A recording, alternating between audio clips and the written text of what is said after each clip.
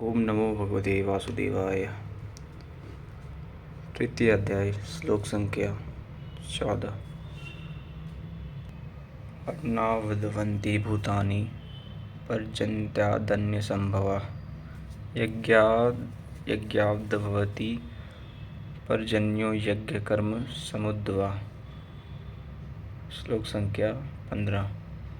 कर्म प्रमोद्वं विद्धि ब्रह्मार्क्षसमुद्भवम् तस्मात् सर्वगतं ब्रह्म नित्यं यज्ञ प्रतिष्ठितम्।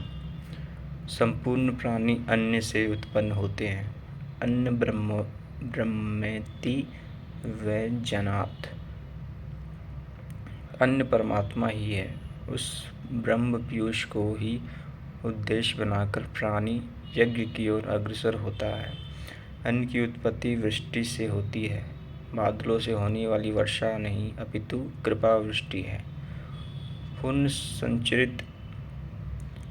पूर्व संचित यज्ञ कर्म ही इस जन्म में जहाँ से साधन छूटा था वहीं से इष्ट कृपा के रूप में बरस पड़ता है।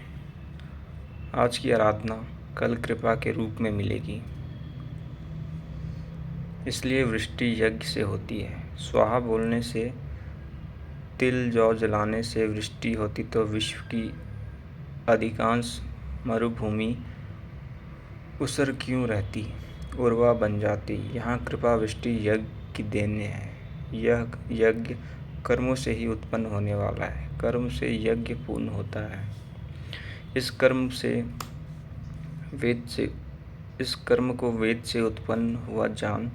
वेद ब्रह्मस्थित महापुरुषों की वाणी है। जो तत्व विदित नहीं है उसकी प्रत्यक्ष अनुभूति का नाम वेद है, ना कि कुछ श्लोक संग्रह। वेद अविनाशी परमात्मा से उत्पन्न हुआ जान। कहा तो महात्मानों ने, किंतु वे परमात्मा के साथ तद्रुव हो चुके हैं।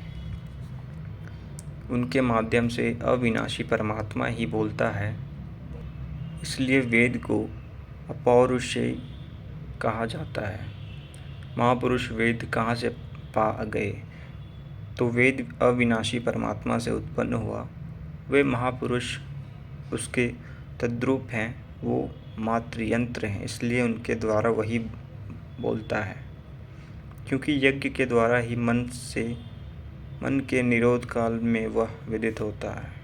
इससे सर्वव्यापी परम अक्षर परमात्मा सर्वदा यज्ञ में ही प्रतिष्ठित है।